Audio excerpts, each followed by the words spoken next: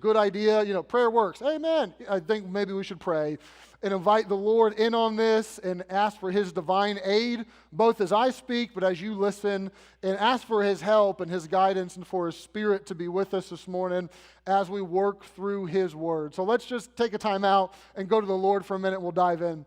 Lord, we don't count it a small thing to approach Your Word, and we understand that we need You, and we do need Your divine aid. So would You be with us, Lord? Would You speak to us, encourage us, convict us? Ultimately, may we find Your Word to be profitable in our lives this morning. I pray that our church and that our families and we as individual Christians, that we would be healthier and stronger and built up because of our time spent in Esther chapter number 2.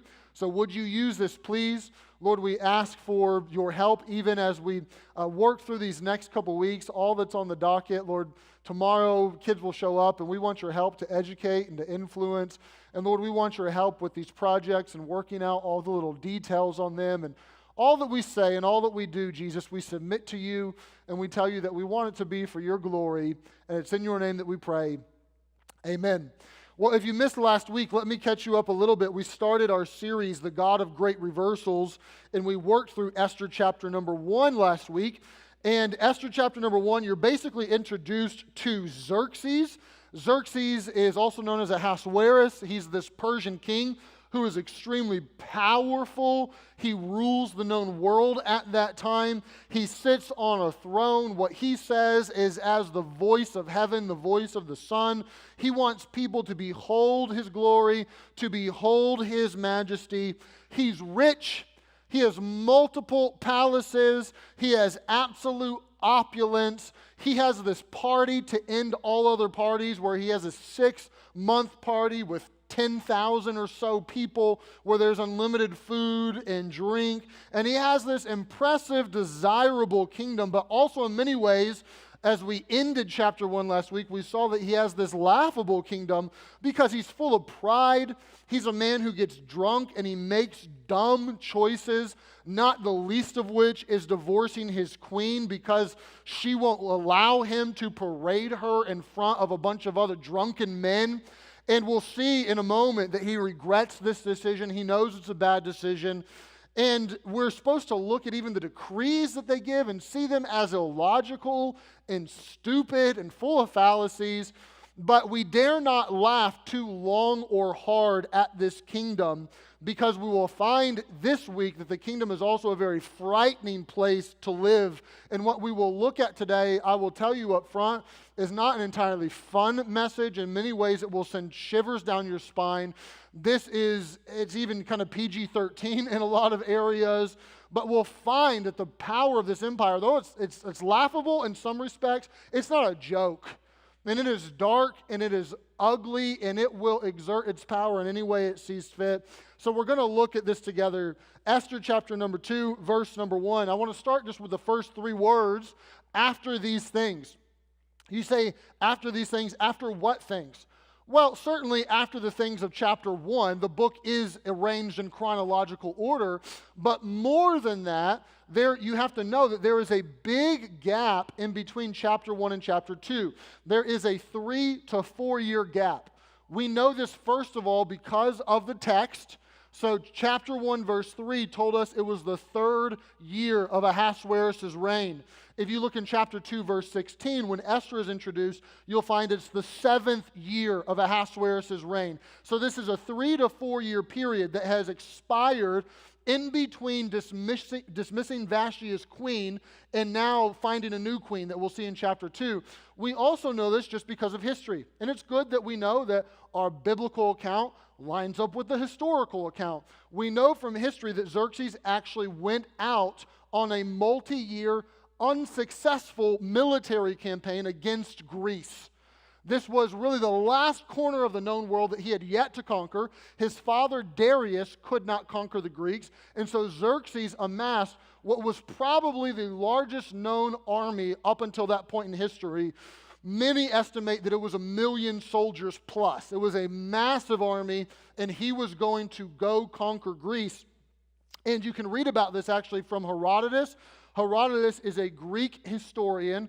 He's actually known as the father of history because there were historians before Herodotus, but the way it went was one nation won, let's say Babylon won, and they would have historians that they hired and they paid to tell the story from the Babylonian perspective. And that would be inflated and added to and pretty jaded. Herodotus was the first one that we know of, and this is why he's called the father of history, who steps onto the scene and says, no, I just want to be objective. I just want to tell you what happened. I just want to give you the facts. So he gives us in this time period much history about the Greeks, about the Persians, about the empire, and he even records, as do other historians, this military campaign. You probably have heard a part of it. One of the most famous battles in all of world history actually took place during this military campaign, where the king of Sparta, Leonidas, led 7,000 men to Thermopylae to hold off the massive Persian army. And they went to Thermopylae, which is known as the Hot Gates, to this narrow pass where this massive army had to funnel down, and they were able to basically fight them one-on-one because the whole army couldn't get at them. And they held them off and made this grand last stand for a week, allowing the messengers to go throughout Greece, notify the armies, notify the people, get them ready, and really he saved the day, as it were, for Greece. So you may have heard of that battle. That's beside the point. That all happened during this time frame. So during this 3 to 4 year period, this happens. So when you're introduced again to Xerxes in 2:1, what you find is that he is a man who is home, licking his wounds, defeated in battle, unable to accomplish his grand plan and fulfilling what his father wanted even for his life. So we find after this happened, then when the wrath of King Ahasuerus was appeased, he remembered Vashti and what she had done and what was decreed against her. So 3 years prior, he had got to be friends with Jack Daniel and Jim Beam, and he got a little tilted, and he got angry, and he made this decree, and he divorced his wife, and he banished her, and now one morning, after being home, probably a little down on himself, defeated, he wakes up, turns on some country western, and starts reminiscing and thinking, oh, what did I do? It was all good back then, and I lost her, and I lost the battle. And this is his state of mind, right? And what we see just even right away is Xerxes is this man who chases the glory, but he gets the misery, right? And this is the way it works. When you chase the glory for yourself, my throne, my kingdom, my rule, worship me, be about me, world centered around me, universe centers around me. When that's you chase the glory, you want it for yourself, but it always ends in misery. It never gives you what you want. It never satisfied. And he is this man who we see as this kind of empty man who wanted everyone to worship him, but he fails to understand that we are creatures of worship, meaning we're made to worship God. We're not made to worship each other or to worship ourselves or to worship stones and trees and false gods. We're meant to worship the creator of the universe, and that's where you find fulfillment, when you live for God's glory. But he's this man who he chased it. He wanted the glory. I'm even reminded of the song that Hugh Jackman sings in the movie Greatest Showman. There's this line that for years and years I chased their cheers at the crazy speed of always needing more. And that, I think, encapsulates Xerxes' life right now. For years and years, he had chased these cheers, but it was at this speed that he always needed more. He always needed more, and he's always left a bit empty. So here he is, and we're going to find that he gets some more bad advice. He got bad advice in chapter 1, but chapter 2, here it is. Then said the king's servants that ministered unto him. So these are not the 7 senior advisors who gave him drunken bad advice in chapter 1, verses 13 and 14. These are more like the household staff. These aren't the senior advisors. These are the young guys. So Xerxes is this man who, first of all, gets advice from drunk, powerful men. Bad idea. Now he's going to get advice from young men. Bad idea again. Different groups, equally bad ideas, okay? If you're looking for advice or just guidance for your life, drunk, powerful men and young men are not the way to go. And I'm well aware that I'm on the younger side of the young men equation. Okay, this is why even personally I don't do a ton of counseling, like in-depth counseling. I defer almost all of that, not that I can't or that I don't understand the Bible, but I defer almost all of that to men who are older than me, who have more experience, who frankly are better at it than I am, because I understand that I'm at a disadvantage I have a decade into marriage, but I don't have 20 or 30 years. My kids aren't out of the house. I haven't lived through some of those things yet. So here he is getting advice from these guys. And let me say, this is just a bad idea, especially for the single people in the room or the younger people in the room, okay? So if you're a young married couple, or you're single, or you're a teenager, you will be prone to get your advice from your peers. Even Xerxes himself is in his 30s at this point in time. You'll be prone to want to go get life advice from your peers, which it may not be completely devoid of wisdom, but more often than not, it's not a good idea. The Bible even tells us to have this set up where the older instruct the younger. You can read about that in Titus. It's a good idea to go to people that are wiser than you and older than you and beyond you to get your advice from them. Just put that in your back pocket. That's free, okay? I will say for everyone, though, when you find yourself in a vulnerable place, which Xerxes is in right now, kind of defeatist, down, vulnerable, you do have to be very careful just in general where you get your advice, no matter what age you are, okay? Be very, very careful who you listen to when you're at a vulnerable spot in your life. Choose that carefully because it could be really detrimental. So here's the advice. He goes to the young men. I tend to think of them kind of as these frat boys or something because the advice they give is basically like, let's get some women. Like that's their solution to the problem. So here it is. Let there be fair young virgins sought for the king. And let the king appoint officers in all the provinces of his kingdom, that they may gather together all the fair young virgins unto Shushan the palace, to the house of the women, unto the custody of Hegi, the king's chamberlain, keeper of the women, and let their things for purification be given them, and let the maiden which pleaseth the king be queen instead of Vashti. And the thing pleased the king, and he did so. So here it is.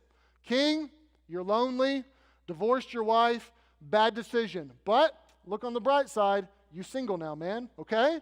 You are eligible, now you are available, so we know, let's have a contest. Maybe we can even get ABC to air this for us. We'll call it The Bachelor, right? The Bachelor First Lady Edition. We don't need to give roses, we'll give a crown. You thought that idea was new and they were inventive. No, that's a really old idea, okay? Let's get this competition going. Let's not take applications. Let's just go gather them up. Don't put the word out to the virgins. Put the word out to the people who rule the provinces and tell them, you find a young virgin who's beautiful, just bring them on in here. Don't give them, we're not putting a website and a form where you can apply for this. No. You don't have a choice. Let's just get them and bring them. Why? Because you're the king and because you can do that. And I will say up front that calling this a beauty contest would be an appropriate way to teach a second grade class or a third grade class, but this is far deeper than Miss Persia, okay? We will find in no uncertain terms here in a few moments in the text that this is in fact a sex competition. And when it speaks of the one who's going to please the king, it's talking about pleasing him in bed. And this is an absolute abuse of power. This is not just line them up for me so that I can see which one's the prettiest and I can choose one and get down on one knee and say, will you accept my offer? No. This is a terrific abuse of power. And we need to know up front that this is not just for the women, but also for the men. It's both. This isn't like a sexist point. So this is appalling for what's going to happen to these young women. They're going to be ripped away from their families or away from the young men who hope to marry them or they're engaged to or whatever the case may be. They estimate there's probably 300-400 on this round of what they're doing. There's probably 300 or 400 young women. And you can think of all the tears and all the grief and all the sadness that was in each of those individual stories. But there's also the young men who are the chamberlains, or you can call them the eunuchs, meaning, to put it bluntly, young men that have been taken by the king and castrated so that they can spend time with the women and take care of them, but not mess with his women, okay? And they didn't volunteer for that. Herodotus writes about that as well and says that his estimate was 500 young men would be taken a year from Babylon and from Assyria to be brought into the king's court to be made eunuchs of. So male, female, I'm not sure which one of these groups gets the worst end of the deal in this story. Either way, it is egregious, and it is dark, and it is exploitative, and it is ugly that this would be happening and that he would okay this. And you need to know that the idea of dirty men or powerful men, or even powerful women, but I'll go specifically men, the idea of them exploiting people and using their power for their own advantages, especially their own sexual advantages, that's not new. That's not new. Harvey Weinsteins and Jeffrey Epsteins and Catholic priests and Baptist pastors who want to act like demigods and act like they're dictators and rulers of their own little universe, that stuff isn't new, okay? That is as old as sin. That goes before Xerxes even. That's the human heart. That is a sinful, depraved human heart, and it comes out of us. I'm never surprised by what I see in the news, or the reports, or this happened or that happened. That's been around for a long time. It's not right. It's ugly. It's sin. It's against God. It's against your fellow humans. It takes away value and dignity and worth from other people. Some of you right now, this is kind of a painful point. You want me to move on because you've been subject to some of this, and you've been the vulnerable one, or you've been the young one, or you've been in that position where you've been taken advantage of, and that happens. And when you see this text, I mean, immediately to say, oh, he had a beauty contest. No. You're watering down how tragic this really is, how dark this really is. I read recently I say maybe 2 years ago or so, maybe 3, I forget now, but I read Killing Jesus by Bill O'Reilly. And that just basically gives a lot of the history around the time frame of the first century in the life of Christ. It follows a lot of the Caesars of the Roman Empire. And it chronicles much of the abuse of power, especially in a sexually exploitative way, that the Caesars had and what they did with people and how they trafficked boys and girls and would partake in pedophilia and then murder them afterwards to cover up the evidence. And all this is happening, and you're thinking like, oh, that was disgusting. I can't believe that. I can't believe that culture. But then you fast forward the tape a couple years, and Bill O'Reilly himself, the guy who penned the words about the abusive, sexually exploitative guy, is being dismissed from his job because he's taking advantage of women sexually, settling, tens of millions of dollars in lawsuits because he did this. And it's like Caesar to today and anywhere in between. That's always been. That's all, and it's sad and it's wrong, but it's always been. And this is the powerful people using the weaker people. They exist for their pleasure, and no dignity, no value ascribed to these people. Just do what we want. Now, so far in the story, there really is no connection to the rest of the Old Testament. If you just read Esther chapter 1 and then the first few verses of Esther chapter 2, you'd be like, thanks for the history, but I have no idea how that connects with God, the people of God, the purposes of God, the plan of God. Like, this is just all a bunch of Persian stuff. But you find in chapter 2, verse 5, all of a sudden these dots are going to start connecting, and you're going to see why Xerxes is of significance and why this competition is of significance as it pertains to the people of God. And we're introduced to this man Mordecai. Now in the Shushan the palace, there was a certain Jew whose name was Mordecai, the son of Jair, the son of Shimei, the son of Kish, a Benjamite. I won't spend long on this, just make note. When it says son of Kish, if you think Kish, I know that name. Kish was Saul's dad, the son of King, or the father of King Saul. And that's going to actually, just tuck that away in the back of your head. That's going to be of importance later on in the story. Not right now, but later on, so just mental note. Who had been carried away from Jerusalem with the captivity, which had been carried away with Jeconiah, king of Judah, whom Nebuchadnezzar, the king of Babylon, had carried away. So let me explain this because there's a lot of history there. This is talking about 85 years prior. 85 years prior, the people of God were in Judah and Jerusalem, all in their hometown, not worshiping God, not serving God, and God had told them, I'm going to punish you. I'm going to destroy the city. I'm going to put you in captivity. I'm going to do it by the hand of the Babylonians, and he did. You can read about this in Isaiah. You can read about this in Habakkuk. He had prophesied this. So they come. They conquer, and Nebuchadnezzar takes away many exiles. Nebuchadnezzar actually did this twice. The first round was probably Daniel and Shadrach, Meshach, Abednego, the young men who had promised. They took them away. They actually made, if you read Daniel 1, they made Daniel and those boys eunuchs. So this happens to them. Then they actually did it again. They came back. Nebuchadnezzar conquered again, ripped down the walls, took more captives. So for 85 years, much of the people of God have been in exile. Babylon is overthrown by the Persians and Cyrus. Cyrus makes a decree, as God predicted he would. Cyrus makes a decree that the people of God can go back home. They don't have to be in Babylon any longer. They don't have to live in modern-day Iran any longer. They can go back home. Then even Darius further allows the rebuilding to happen. So you can read about this in Ezra and in Nehemiah and in Haggai, that many of these people go back home and they begin to rebuild the walls and rebuild the temple and make home again. But there were some who did not go. They didn't go back home. They stayed put in the pagan culture. And what we know of Mordecai is that he stayed put.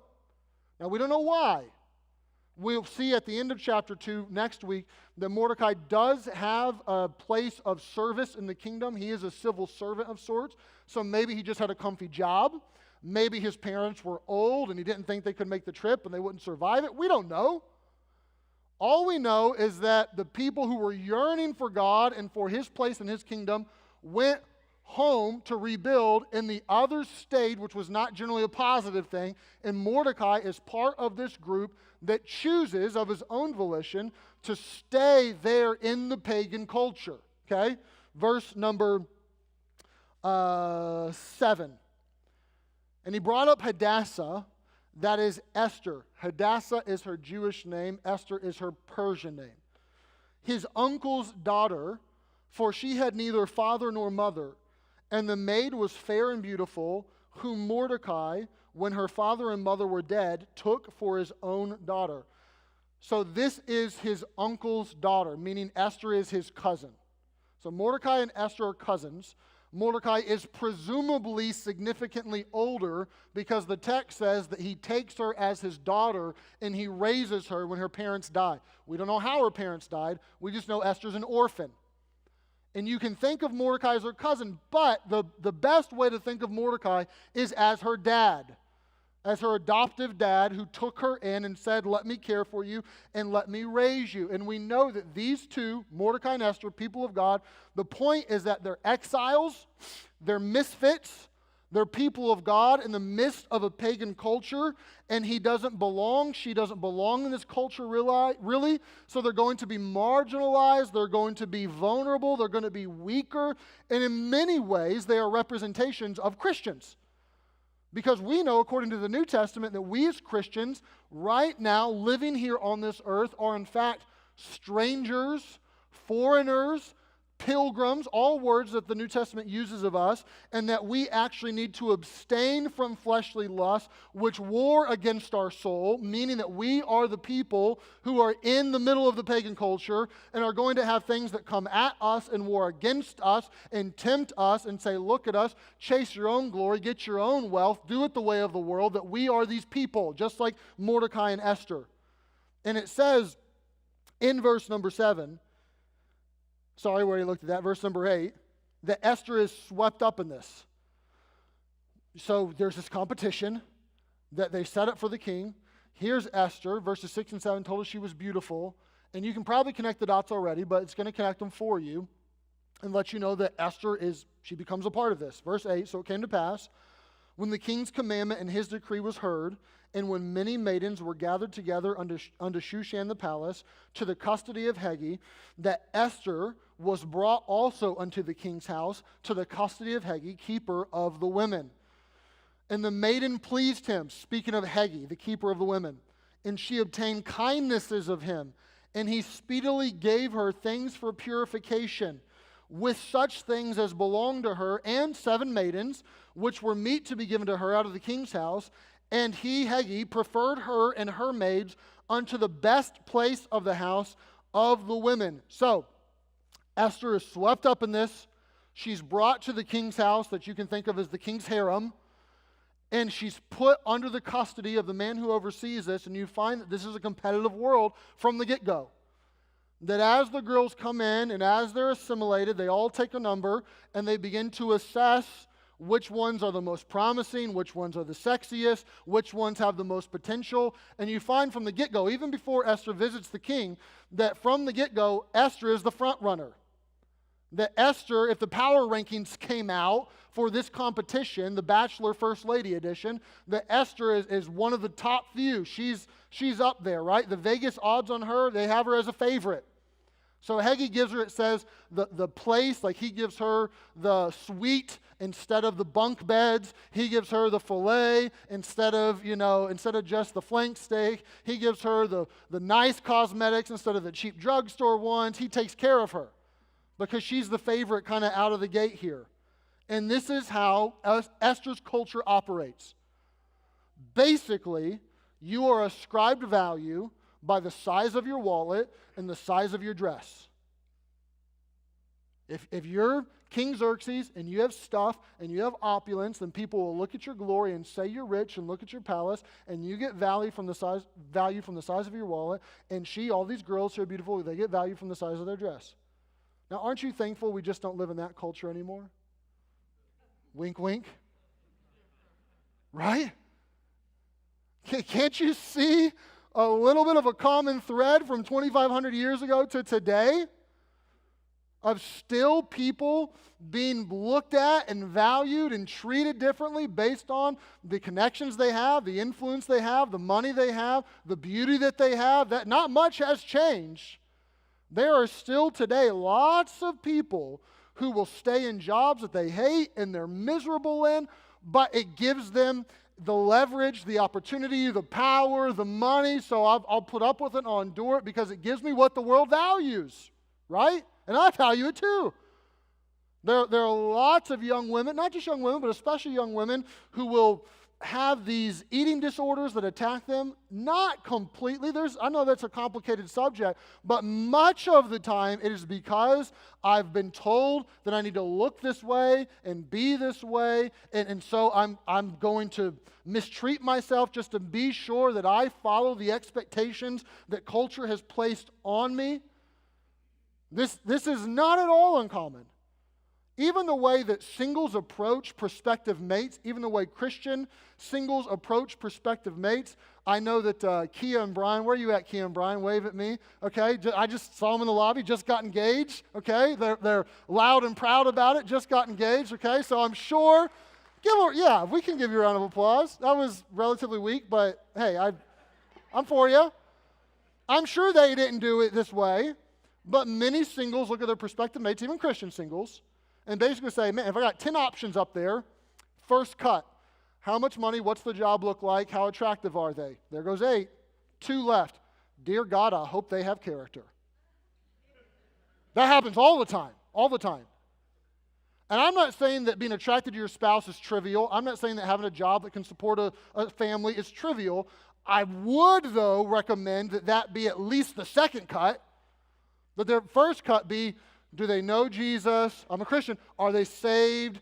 Do they have character oozing out of them? Do they have a heart for God? Let me cut that first. Now I'll look at these. But oftentimes, singles eliminate people who would be great mates, who have tons of character, who would be unbelievable fathers and mothers and spouses. But why? Because we operate by the wallet and the waist size. This happens all the time. The point is that this culture that we can look at and decry and say, oh, that's wrong, that's crazy, this is messed up, oh my word. Don't think we're too far from this mess, okay? This happens all the time. Look at verse number 10. Esther, it gets worse. Esther had not showed her people nor her kindred, for Mordecai had charged her that she should not show it. Don't tell him you're a Jew. Don't tell him you're the people of God. Don't tell him you read the Torah. Don't. And Mordecai walked every day before the court of the woman's house to know how Esther did and what should become of her. All right, I could preach the whole sermon on these 2 verses right here, so I'll try to be brief. This, first of all, shows us there's an atmosphere of danger. The reason that Mordecai wants Esther to hide this, the reason that Esther does hide this, is because they know that they could face hostility for their faith. And if you think, oh, I don't know, I didn't read that, keep reading the book of Esther. You'll find that all of the Jews are going to be exterminated, okay? So it's not unfounded that there could be hostility or that someone's going to rise up and try to take advantage of them or hurt them, okay? So they are hiding their faith because there is the potential that they would face hostility for it. Right? So let's just stop there and ask, is that us? Because this is not a good thing. What Esther and Mordecai are doing is not commendable here. But this is very common for Christians to be cultural Christians or Christian chameleons and to try to tiptoe through the culture saying, I don't know, can I make my faith public? Should I let them know I'm a Christian? Should I let them know I go to church? Should I offer to pray for them? I don't know. What do they think? Is that my boss? Are they a Christian? Are they fond of that? Are they a Muslim? Will this cost me? Could it cost me? It's very common. Young people, okay, teenagers, very common for a teenager to have this heart of, well, I'd rather have friends, or I would rather have their approval, or I'd rather have the glory, and if being a Christian is going to detract from that, or then I won't get invited to the party, or I'll be ostracized a little bit or something because of my faith, then I won't be bold, I won't speak up. Bad move. Amen. This happens all the time, and aren't we experiencing right now that year after year it seems as though our own culture that we live in is becoming more and more hostile towards our faith? And a couple notes on this. Number one, we should understand that we don't have it rough, okay? Even right now today, we have it better than the vast majority of Christians who have walked the planet, okay? We got to understand that. Like we are blessed compared to what so many Christians have had to endure. However, we do sense that Christians are becoming more and more of a minority, especially Christians who will step up and be vocal and say, I mean, I'm not a genius, but I can read, and like that's what the book says, right? That is becoming increasingly difficult to do. Not because there's universal hostility. Esther didn't face universal hostility. It wasn't that every person in every situation would be hostile towards her faith, but there was an ever-present danger. There was the possibility of hostility at all times, and we can sense that today in our own culture. There is always the possibility that I'll say something that they don't like, or I'll offend them, or now I'm being intolerant, or now I'm being, backwoods or old-fashioned or a prude or whatever. We face that all the time. And we're left with the options of, do I be overt in my faith and just make it known? I love Jesus. I love His Word. I'd love to share Him with you. Come to church with me. I'm a Christian. No, I don't do that. That's not cool. No, I don't want to see that. It's not funny to me. Do we make that known and be overt, or do we be like Esther and Mordecai and get covert and start to back up and shy away and weigh the risk and try to calculate it and try to figure it out? And the Bible is uniform on this, Old Testament and New. You cannot wiggle around it. The Bible is uniform that you be overt in your faith. That even if it's not popular, you don't shy away.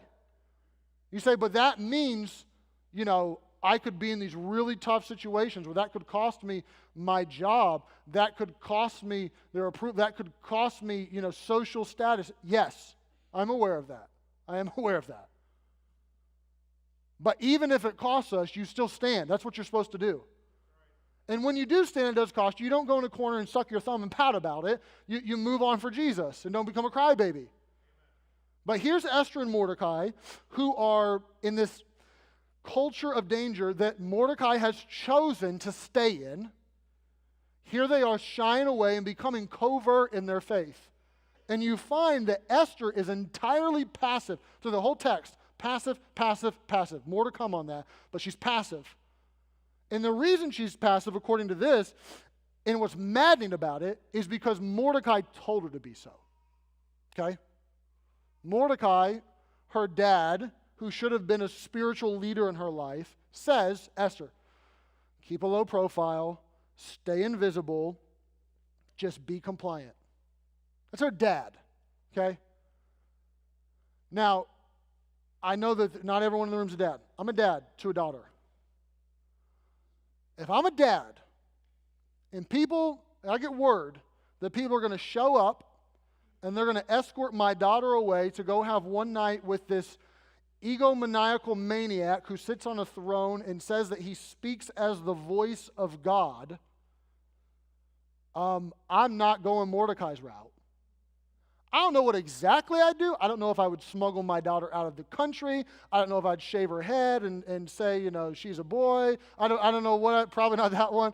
I don't know if I'd start loading the shotgun and have to do prison ministry from the inside, but I'm doing something, right? That's my daughter. I'm her dad.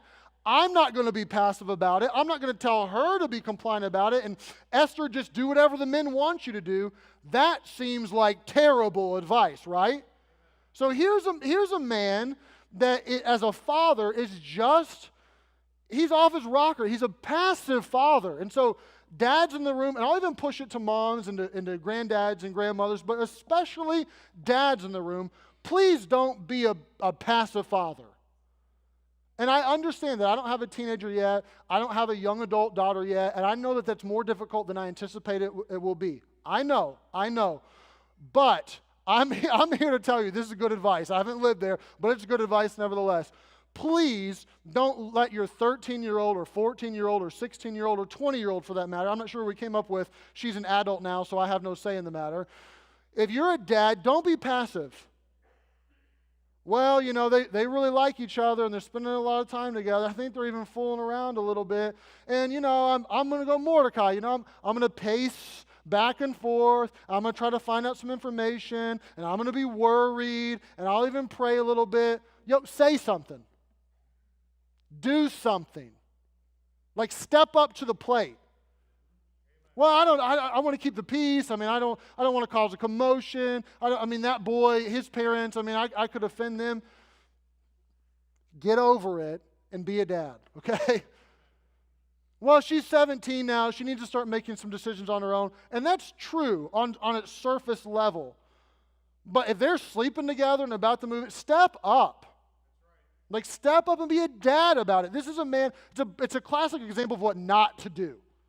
Don't be this passive person who just sits back and just lets it happen and go with the flow and be compliant. Don't let guys make decisions for your daughters. Can I just sum it up that way? As a dad, don't let guys make decisions for your daughters. When she's married, fine. That's her husband. But until then, no, don't. All right, you let me rant. Thank you. Verse 12. Change of pace. Verse 12. You're going to see in more detail how this all worked. How this little game went about. What the rules were. What the system was. Here it is, verse 12. When every maid's turn was come to go into King Ahasuerus, after she had been 12 months, according to the manner of the women, for so were the days of their purifications accomplished, to wit, 6 months with oil of myrrh, and 6 months with sweet odors, and with other things for the purifying of the women. You say, what is that? Okay? In the harem, a girl was beautified, kind of like a fattening a lamb for the slaughter, so to speak. And there was a year course and class that you got inserted into that was half spa, was half beauty treatments, and let's make you poperific and get you smelling good and take care of your skin and make sure that you're beautiful and you're a little Barbie, okay? Get your diet where it should be, blah, blah, blah. Half education as well, and not education on math. So for a year, you went through this. And then after that year, your number got called and you had your one night with the king. So this is a systematized thing, okay? This is not something that they just willy-nilly came up with. This is something that has been ongoing. Heggie isn't new. The harem isn't new. The girls coming through, this isn't new. This has been going on for a long time. The king has had the women and the concubines and all the rest of it for a long time. Verse 13. Then thus came every maiden unto the king. Whatsoever she desired was given her to go with her out of the house of the women into the king's house. So you could kind of make a little order on your, lingerie or what you wanted to wear, those sorts of things. In the evening she went, on the morrow she returned, okay? She doesn't go in the evening and come back in the morning because Xerxes needs help doing a night audit at the local hotel. The implications are very straightforward. And And after, when she returned, she went into the second house of the women to the custody of Shashgaz, the king's chamberlain, which kept the concubines. So house divided in two parts, one for the virgins, one for the concubines, the women who are no longer virgins, okay? So you go have your night with the king, then naturally you're moved away from the virgins to the house of the concubines. She came in unto the king no more, except the king delighted in her, and that she were called by name. So here's how it worked. Your year of education, your year of beauty treatments, all this, then you go into the king, now you're over in the other house, and only one of four things happened. Option one night with the king, and you're dead to him, he never knows you, he doesn't know your name, you never see him again. There is not an option on the table where you're going to leave the house or no longer be a concubine. You're still going to be his property, and you're still going to be on deck just in case he ever needed you, but you're staying there. Your boyfriend from back home is not going to ride in a stallion and save you. That's not an option. So option one, you stay there and you just live your life with the other women and the eunuchs who take care of you. And yeah, you'll be fed and you'll be taken care of, but you're basically in the harem of a prison. Option two, you become a regular. He likes you. He remembers you. And this is repeated. Option three, you become a wife. Kings in these days would have one queen, multiple wives. Oftentimes the wives were more because they wanted to marry the king's daughter from this kingdom. I have a big army, I'll defeat you, but we could do this a better way. Give me your bride, pay me some tribute, I won't defeat you, we'll be partners, you be one of my provinces, and you be a vassal state. Like that sort of stuff happened all the time. So you could be a wife. Option four, you the grand champion, and you become the queen. Your new Vashti. And not more power than Vashti had. You put a crown on your head, but it's just as good as her crown was. It's just decorative. You're a little sex kitten now. That's it. But you're the queen. And you have more power and more maidens and more stuff. This now, you say, holy smokes, like this is in the Bible? Like that's messed up. Yeah. Yes. But this is the system that Esther is in. This is how the game was played. This is how it works. Now, before we get too mad at Xerxes, let me just take a moment to recognize the obvious in the room. The difference between Xerxes and many American men, especially, but even women, but many American men and Christian men, is that he was able to accomplish in reality what you're only able to accomplish virtually. What Xerxes had in live living color in front of him is what many of you have on your hard drive. And before you boo the mess out of Xerxes and say, look at this dirty man, look at how nasty and decrepit and vulgar, and look at how he uses and abuses women and does this, we best take a look in the mirror. Because while this exact system would not be permissible in our day and age, you go to certain areas of our country, you go to Vegas, there's a system that's relatively close. You go to parts of Utah and you can have your multiple wives and all your stuff going on. There's a system that's not too far off. Stay away from those places. There's a pornography industry that is not too far off of this. And before you say, no, he's forcing women and he's making them do this and he's, there's a difference between that and what I do. No. The majority of the women who are even in a pornography industry, you think they're there just because they really want to? Most of them, not all, but most, are in a very vulnerable spot, being taken advantage of, forced to wear a smile when they don't really feel like wearing a smile. And if we, as the people of God, contribute to that, we should just back up and say, maybe I should do some repentance and some soul searching before we move forward, right? So this is nasty, but let's not act like this is a universal way, because it's not. It's not.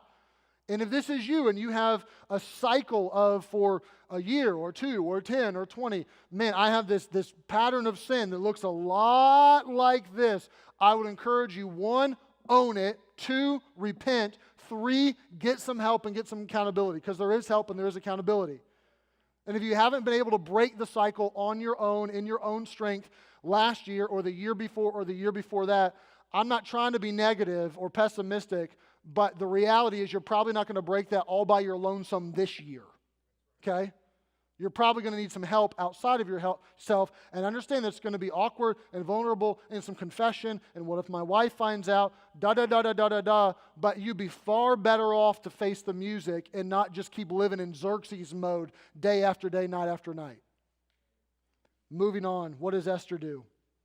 Verse 15, we're told, now when the turn of Esther, the daughter of Abihail, the uncle of Mordecai, who had been taken for his daughter, was come to go in unto the king, she stored a dagger in her dress and she stabbed him to death. No, she doesn't do that. Right? You'd almost kind of, I'm not for murder, but you'd almost like to read something like that, right? You're kind of hoping like, oh, this chapter is going to get like encouraging soon, right? No, it does not. She required nothing but what Hegi, the king's chamberlain, the keeper of the women, appointed. So here's what she does. Hegi, the guy who runs this whole show, the guy who does all the women, he's in charge of it, the direct report to the king. You think Hegi knows what lights the king's fire, what he enjoys, what is particular to him? Sure he does. And Hegi has already favored Esther all through the story, and we're told that she has an inside scoop and says, help me, point me in the right direction, and she just does what he says. She takes what he says to take, very compliant, very go with the flow. And it says this, and Esther obtained favor in the sight of all them that looked upon her. So Esther was taken unto King Ahasuerus into his house royal in the 10th month, which is the month Tebeth, in the 7th year of his reign. And the king loved Esther above all the women. So careful with the word loved. We can try to, oh, he loved her. Oh, that's romantic. Okay, loved could mean anything from Christ loved the church and he gave himself for it. Great. Or Amnon loved his sister Tamar and raped her. Or anything in between, okay? So don't romanticize this. He loved her above all the women. She obtained grace and favor in his sight more than all the virgins, so that he set the royal crown upon her head. Ding, ding, ding, she is the winner. He made her queen instead of Vashti. Then the king made a great feast unto all his princes and servants, even Esther's feast, and he made a release to the provinces, and he gave gifts according to the state of the king. So he's cheered up. I found my queen. This is great. Now he's not canceling the harem or getting rid of all of his concubines, but Esther's the queen, okay? Let's just end today, because I'm out of time. Let's just end today here. How's Esther doing so far? We didn't see her in chapter 1. We're introduced to her in chapter 2. How's she doing? You can read commentators. You can even read people who don't love the Bible, but they like history and just want to speculate on Esther. Pretty much everyone agrees Esther sold out. That she has sold out to the culture. Someone who would come from more of a liberal perspective or maybe a feminist perspective will decry Esther and say, look at her. She does everything she asked. She's compliant. She never rises up like Vashti and sticks it to the man. You know, Vashti, girl power. She said no, good for her. No, all she does is become a little Barbie doll. All she does is become a little sex kitten. All she does is become a blank page on which men can write whatever they want, and that's how she gets her high little perch. And they're right. But that's how it goes. But a liberal ideology decries Esther. The conservative ideology decries Esther and says, you're not the first person to be in a pagan culture. You're not the first person to be in exile. Daniel was in exile. And Daniel said, nope, I got a kosher diet. I'm not breaking God's law. I'm not eating that. Give me a different diet. Come what may. You say I can't pray and you're going to throw me in the lion's den? I'm going to pray. I'm going to follow God. Right? Shadrach, Meshach, Abednego. I'm not bending and worshiping you. We only worship Jehovah God. I'm not worshiping you. Throw me in the fire if you want. I don't care. These were men that were in Esther's lifetime. And this wasn't a long time ago for Esther. It's possible that Daniel and Shadrach, Meshach, Abednego are still alive when this is written. This is an ancient history for her. She knows these stories. She knows what happened. But she doesn't. She goes with the flow. She doesn't follow the Torah. She breaks the dietary laws. She sleeps with a man she isn't married to. She marries an unbeliever, and she capitulates. That's the story of Esther in this chapter. But By the time you get to the end of Esther, she's a Braveheart. By the time you get to the end of Esther, she's taking a stand. She's putting her life on the line. She's willing to take the risk. She's willing to stand and identify herself with the people of God and the purposes of God. And she doesn't have a covert faith anymore. She has an overt faith anymore. And the note that I want to end on this morning is just a note of hope. Because this is a dark, kind of depressing chapter, but I want you to know, just if you zoom out and get some perspective, I don't mean to spoil the end that Esther gets, if you don't know the story, sorry, it gets better. But here in this, you see her vulnerable, you see her complicit, you see her just going with the flow and being carried along by culture, but by the end, she stands. And you have to take away from this, I think, at least the lesson, that if you've had a rough beginning, let's say that your life was just without God or without Christ and completely contrary to Jesus. Man, as I was a teenager, or I was a young man, or early on, or marriage, I didn't know how to do marriage, and I even maybe was a Christian, but we've ended in divorce, and there's so many things that I would go back and I would do, and I would change if I had all to do over again, and I regret it. Or even not just my life, but this year, it's been 3-4 months, and already this year I've made some dumb choices and put myself in bad positions and gone with the flow and failed to take a stand and failed to witness, and that has, or maybe it was just last night. The last night was terrible. It was just like sin, sin, sin, sin, sin. You have to know that there's still hope, right? That's the story of the Bible, of a great, gracious, merciful God redeeming people who are a mess. And if you read the Bible, or for that matter, the book of Esther, and you read it like, oh, where are the good people and where are the bad people? Okay, I'll find the good people, I'll do what they do, and I'll find the bad people and I'll avoid what they do. That ain't the way it works. There are bad people and there's Jesus, the end. And we see in no uncertain terms that Esther and Mordecai have issues. Even as the people of God, they have issues. They have sinned. They're not living for God. They're not living the right way. But God is going to take these people and He's still going to use them. And He's going to use them in a great way for His glory, for His purposes. And you have to know that the Bible is not, oh, God uses great people. So if you've messed up and if you have all that baggage in your past and all the skeletons in your closet and the closet behind the closet and you have all that, then God's never going to use you. I'm here to tell you, you read it wrong. You read it wrong. The story is not that God uses great people. The story is that God's a great God who uses messed up people.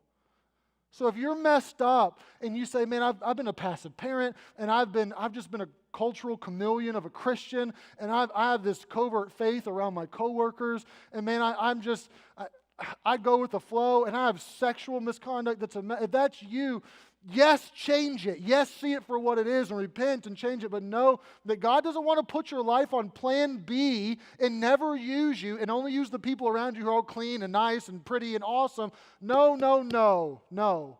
No, there's hope. There's hope that a great, gracious, merciful, long-suffering, patient God still has a plan for your life, and He wants to put you on it, and He wants to use it. So move through this week with purpose and intentionality and saying, you know what, I have confidence that my God hasn't forgotten me or forsaken me or lost me or He's done with me. He's not done with me. He still has a plan for me. Let's go through this week that way. Pray with me. Father, we thank You for the